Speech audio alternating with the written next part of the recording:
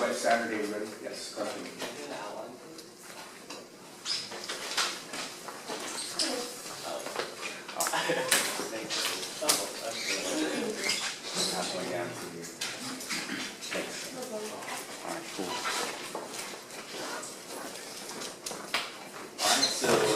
Chapter 8. Exam 2 will be on chapters 5 through 7 with a dash of older stuff in there. So this material will cover, it won't be on the exam. It's, you can chill on this for now. But in a way, covering these will be a little bit of review for chapter 7. So in a way, it's good. The class should sort of level out from here. It's not going to get any worse. So I know chapter 6 and 7, they're just gnarly. Like they're just brutal. It's like fighting Mike Tyson in his prime, So it gets easier after chapter 7. I can't say it gets like immensely easier, but it does tail off, So you won't feel it as much in the next few chapters. Okay. So today we'll start 7.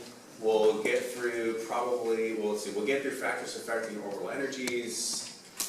We'll get through Coulomb's law. We'll get through shielding, orbital overlap. We'll do electron configurations.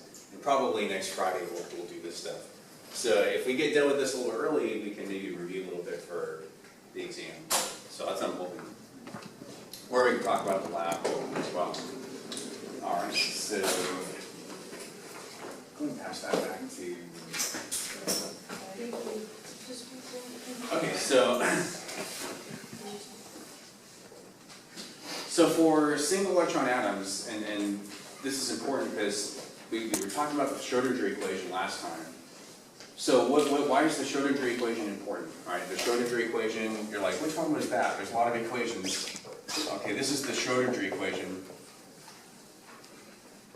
Okay, so why is that equation important? Do you remember what we used it for? Probably not. It was yesterday.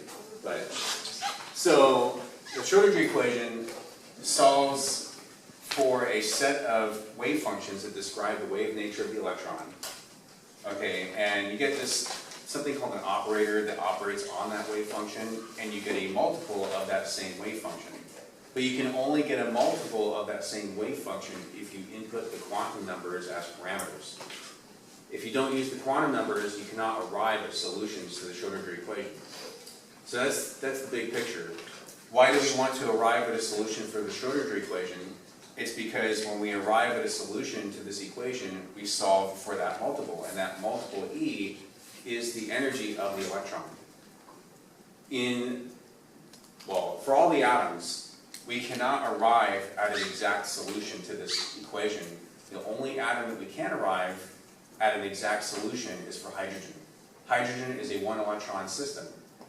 It does not have other electrons that interact with it, and so the energies are easy to solve for. Okay, so just to relate it to something you may have seen, okay, that E, you might have seen this equation before. E with the quantum level n is equal to negative 2.18 times 10 to the minus 18th joules times 1 over n squared for a given quantum level n. Do you remember this equation from the Bohr orbit model? If you don't, go back and look through the notes. So for hydrogen, these are the energy levels. Okay, and then this constant, 2.18 to the minus 18, that's the Rydberg constant. So you might remember that from chapter 7, right? Even though we just talked about it recently, but chapter 7 is pretty busy. Okay, so this is the energy of a single shell in a hydrogen atom. All right, so what's a shell? A shell is a row in the periodic table, right? But for hydrogen, this is the exact energy. For the other atoms beyond hydrogen, this does not hold. Okay, so if you have any calculations in terms of calculating the energy of an electron in an atom, you can only do it for hydrogen. For the other elements, because there's other electrons in there now that distort the energy, electrons repel each other, they have electron-electron repulsions in addition to attractions to the nucleus. So this distorts the energy so much that you cannot have an exact solution for a multi-electron atom. Okay, so getting to this slide, if you look at it, this is a orbital diagram, orbiting energy level diagram for a single electron atom. So for hydrogen, this would be for hydrogen. This could also be construed as being for helium +1, right? You take an electron out, it's a 1 electron system at that point. This could be used for lithium 2+, okay, beryllium 3+, okay, any 1 electron system. And it turns out that because with only 1 electron, the only interaction you're worried about is the attraction to the nucleus. Right? There aren't any other electrons in there that are repelling it outward away from the nucleus, for example. So the energies of the electrons in a single electron atom, okay, are only dependent on the quantum level n. Okay, so that's what it says here, e to the n. So this would be n equals 1, n equals 2, n equals 3, n equals 4. Okay, so for a 1 electron atom like hydrogen, all of the quantum levels for a given shell are the same energy. But we know that for multi-electron atoms, okay, and then here's the energy of a single level. But for multi-electron atoms, the energy level is split. You see the difference? I'm going to go just back and forth till your eyeballs pop out of your head. No. Okay. So here's, check out just the 2s to the 2p, right? That's all one level, right? But then you go to multi-electron atoms, and now the 2s is below the 2p. Now the 3s is below the 3p. Now the 4s is even below the 3d. Okay? And this is the order of how we read electron configurations in the periodic table, right? If you do an electron configuration from Chem 107, and you start, it's 1s1, it's 1s2, 2s2, 2p6, 3s2, 3p6, 4s2, 3d10. You remember that sequence? You're just doing the typewriter across the periodic table, okay? And this energy level diagram is another way of looking at the same exact thing. 1s2, 2s2, 2p6, 3s2, 3p6, 4s2, 3d10. It's just reading the rows of the periodic table from left to right. Okay, but the reason why the periodic table is laid out the way it is because for multi-electron atoms past hydrogen, the energy levels get split. Okay, and so you can say that the energy levels are not only dependent upon the quantum level n, but they're also dependent upon the quantum number L. Okay, so all s orbitals have L equals 0, so they're below L equals 1 for the same shell, right? So the higher the L value, the higher the energy for a given shell. N equals 3, right? L equals 1, L equals 2, L equals 3, right? You know, so the higher the L value, the higher the energy you go for a given shell. So the periodic table is laid out in this way. If I were to ask you, where would the nucleus be in this diagram? Where would it be? It'd be down here, right? So here's the nucleus with all its protons. And here are the orbits, the shells, the circular Bohr orbits, as you go further out from the nucleus. So an energy level diagram just has energy go, you have a higher potential energy as you move further away from the nucleus. Alright, so it just says here energy, but really it's potential energy. And we'll talk about potential energy a lot in the next few chapters. It's actually really, I think, interesting. It's an overarching concept that I think will help you understand things a lot better. Alright, so the higher you go from the nucleus, the higher the potential energy you have. Let me ask you this question. If you were an electron way up here and you fell way back down here to the nucleus, and you were actually just a particle, not a wave, it probably hurt a lot falling all the way back down and you'd go splat, right? But if you only fell from here, it'd probably be like this taking a step, right? Gravitational potential energy gets higher as you go higher up in the floors of the building. Okay, same thing with electrical potential energy, which is what this is. Right? The higher up you are, the more potential you have to want to fall back down to the nucleus. Right? So that's what this axis is saying. Right? Higher in energy means higher in potential energy to want to fall back down to the nucleus. When we excite electrons with light and they get excited and they fall back down and emit photons, they are meeting their potential energy to want to fall back to the nucleus. But they have to release energy when they do that because energy is conserved. All right, first law of thermodynamics, right? Okay. So, big message, single electron atoms, same, all the sublevels of a shell are the same energy. But in a multi-electron atom, all the subshells or sublevels are different in energy. And the reason why is because you have electrons repelling other electrons. Okay, so you have, say for example, you've got these electrons in this 2s, and then now repelling these electrons in the 2p out a bit further from the nucleus. Okay, so repulsions between electrons, and when I say repulsions between electrons, we're talking about repulsions of inner electrons repelling other electrons outward. Reduce the attraction to the nucleus. Okay, we call this term shielding. Okay, so shielding, another term that we use, and I'd write this down, we use the word screening. Okay, so we have shielding or screening between electrons in the same shell. So the closer an electron is to the nucleus, the more attraction it experiences to it. Why is this? Alright, so let's go back to the diagram real quick. Would an electron in the 1s or the 2s feel a stronger attraction to the nucleus? Yeah, 1s is closer to the nucleus, right? It's closer to that opposite charge. So this is why it is incredibly difficult to ionize an atom by pulling a 1s electron off of it. All right, it's a lot easier to ionize an atom by pulling an electron way up here away from it. Right. Okay, so why do we have this strong attraction as electrons get closer to the nucleus? And we have this concept called Coulomb's law. Have I mentioned Coulomb's law yet? If not, you're going to hear a lot. You're going to tire of hearing me say it. Coulomb's law, Coulomb's law. Why does this happen? Coulomb's law. Why does this happen? Coulomb's law. Okay. So what Coulomb's law just says is opposite charges attract, like charges repel. Right? That's all Coulomb's law says. So if I have a plus and a minus, they want to come together and stay together. If you have two negatives that come close to each other, or two positives that come close to each other, they want to repel away from each other. Okay, like charges do not like each other. They want to get away from each other. You ever heard of people in relationships and they say, "You're just too much like me, I can't be with you"? You ever heard that kind of stuff before? You know? I have. You probably have too. It's the same thing with Coulomb's law. Coulomb's law is like the dating game of chemistry. It really is.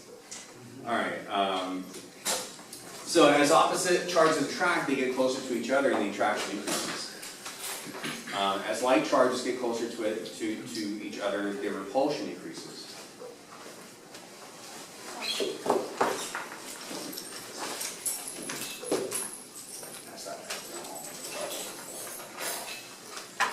Okay, so when opposite charges come together, the closer they get, the more they want to stick together, and then the opposite happens for like charges. The increasing of the magnitude of the charges will increase the attraction. So let's just take this comparison. Calcium ion to sulfide ion, how are they attracted to each other relative to calcium ion attracting with fluoride ion? Which of these two pairs would have the strongest attraction to one another? Yeah, calcium sulfide, right? It's pretty obvious. All right, so calcium sulfide would have a stronger attraction, and you see this play out in the physical properties of the salts. So calcium sulfide has a higher melting point than calcium fluoride does because of this Coulomb's law that goes on. Right? You see this play out in the physical properties of the salts. So in general, the closer you want something that you like, the more you want it, right? I mean, if you like something, you just want to go to it. Okay. The closer you get to something you don't like, the more you want to run away from it. This applies to people, food, collectibles, grades, anything. Okay. So how many of you like what you see right here with this cookie? All right. Do you like cookies? Does anyone here not like eating cookies? If you don't, I'm really worried about you. Okay, really worried about you. How about now? Okay, you see that? So, nice, luscious chocolate chips, scrumptious. Okay. Okay, so I used to do a longer bit about this, but I used to do it with people as well. and I would talk about Hugh Jackman and how I had a man crush on Hugh Jackman, and the closer I got to his picture, I would want to reach out to Hugh Jackman more, and he doesn't realize that he and I are best buds.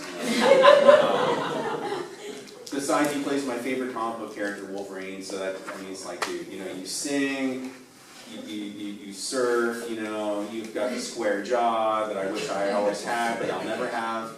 So anyway, yeah, I think it was David who was in my office, and he saw the old version, but just to save time. But anyway, if you ever come by my office and you want to ask me, I can show it to you. This takes too much time, but yeah, Hugh Jackman and I are best buds. Okay, so anyway, now versus now. Like, what do you want? If you're hungry, anyone hungry in here right now? You might be, right? If you haven't had breakfast, like some people don't eat breakfast and they come into my class and try to learn on an empty stomach. And here I am just torturing you with a giant cookie. So I'm sorry about that, but it's the concept. The closer you get to something that looks good to you, the more you want to go to it. And so that's a Coulomb's law thing. Electrons, they want to get to that cookie, the cookie being the nucleus, and so the closer they get to that, the more they want to go to that nucleus. So here's the diagram showing something like shielding versus penetration. So here you've got this outer electron, and you have to realize that, yes, this electron is being shown here as a particle, but remember, electrons aren't really particles in absolute terms, they're also waves. And so this electron has its wave function that goes all the way around the nucleus. Okay, and so this electron also has its wave function that goes all the way around the nucleus. But this electron out here is, to a certain extent, being screened out by these inner two electrons. But occasionally, this electron can infiltrate in here and then start screening out this guy. So this kind of gets to the idea of probability. What's the probability of finding an electron around a nucleus? Well, there's a pretty low probability of finding this electron close to the nucleus, but occasionally it kind of gets in there a little bit. Okay, it's kind of like going to a nightclub and there's a bar and you're like, man, I want to get a drink because I don't want to look like I'm the only person in the place not having a drink, even though it's not really cool to have a drink, and. So anyway, but occasionally you see all the people conglomerating to the bar, right? And there's like a mad group of people, and you got that bartender, and he's the nucleus, right? And you got that one guy who reaches in, here's $5, give me a drink, and the bartender says, the drinks are 10, sorry.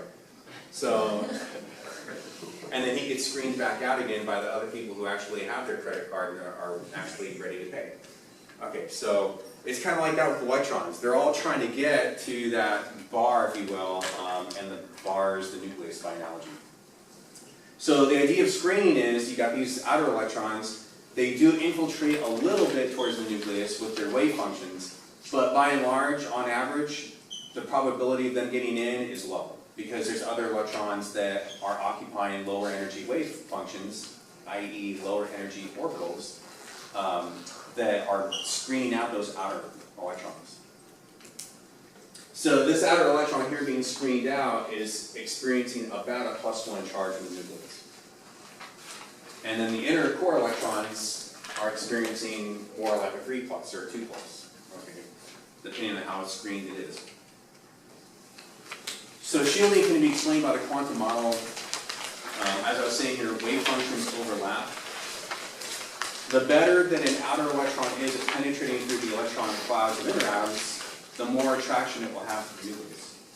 And the degree of penetration is related to the orbital's radial distribution function. Okay, so if we look at this, yesterday we drew some wave functions, and we drew 3 different functions. We had the wave function, then we squared it, we got the radial probability, and then the third function was the total sum of all those radial probabilities, and that's this. So it's this total radial probability. So here's a diagram showing the 1s, the 2p, and the 3s. Or I'm sorry, 2s. So if you look at this, you say, oh, well, the 1s is clearly, its wave function is clearly closest to the nucleus. So if you took this 0 as being this distance from the nucleus, right? Radius of the atom in picometers, right? Picometers is 10⁻12 meters. So atoms are generally speaking on in general have a diameter on the order of angstroms, it's 10 to the minus 10th meters. So this axis is on the order of picometers, right, 10 to the minus 12 meters. So you got the nucleus here, okay, and this is the probability finding the electron relative to the nucleus. So clearly the 1s is really close to the nucleus, right? It's got the best seat in the house. Then you got the 2p that comes in, okay, and it kind of dies out as it gets closer to the nucleus. Here's the 2s orbital wave function, okay. If you look at it, you say, well, it's kind of further out than the 2p, right? But that's not really what matters. What matters is this little hump right here. All right, the 2s has a little bit more probability of being located near the nucleus of the atom because of this little initial mound here relative to the 2p. The 2p has no nodes on it, okay, but the 2s does have one node. All right, so going back to nodes.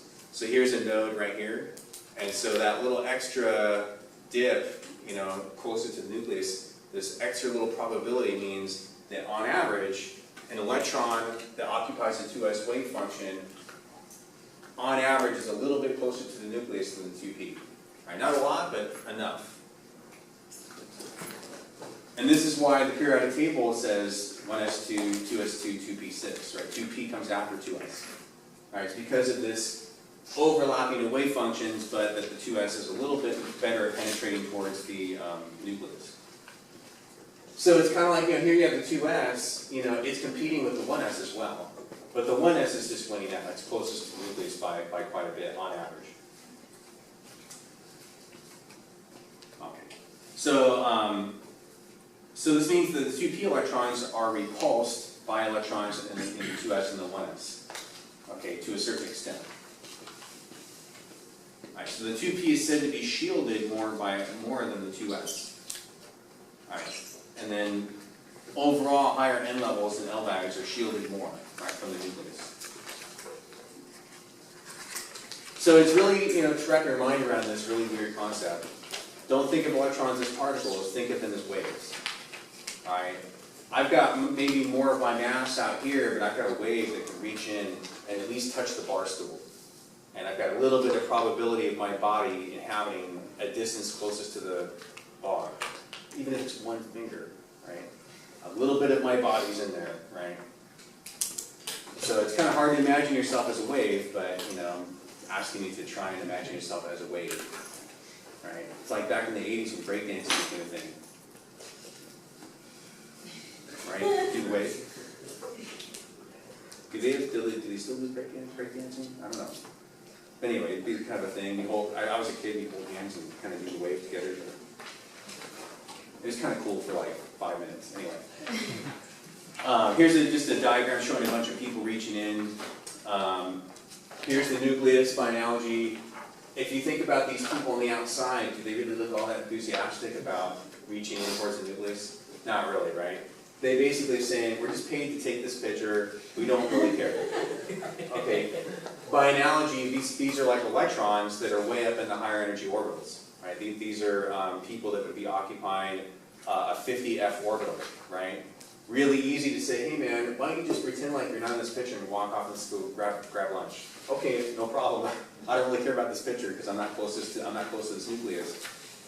But you know, these people, you know, they're like, yeah, I'm right close to the nucleus, yay. And I'm still not really excited about being in the picture, but you can tell they're all dressed kind of nice, you know, it's kind of corporate, you know. Okay.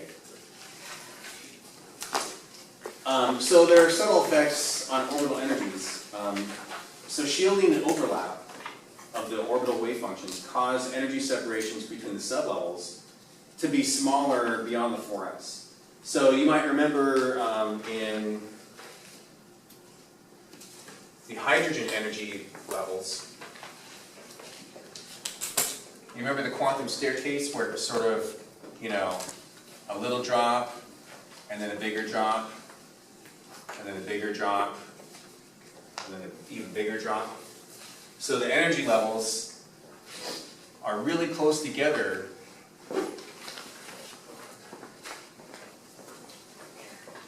As you get closer, as you get further away from the nucleus.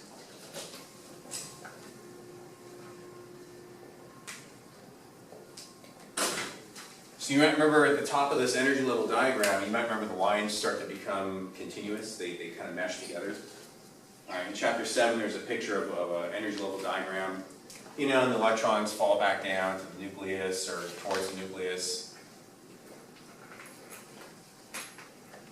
Does this ring a bell at all? Maybe. So as you get further away from the nucleus, these energy levels become so close together that they start to mix in energy. Okay, beyond the 4s. So this is why the 4s is lower in energy than the 3d. This is why the periodic table goes 1s2, 2s2, 2p6, 3s2, 3p6, 4s2, then it goes back down to 3d again. All right, for the quantum level end. So you start getting further from the nucleus, you start seeing this mixing of orbital energies. Okay, so the transition metals do really weird things. In Chem 107, maybe you had an instructor that avoided the transition elements when it came to electron configurations because of this. I usually avoid it in Chem 107 because it just becomes a whole can of worms. But in this class, we talk about it, and there's nuances to the electron configurations that we'll go into. Okay, so it's a little kind of exciting. Another thing, let me ask you this question. Which is higher in energy, the 6s orbital or the 4f sublevel?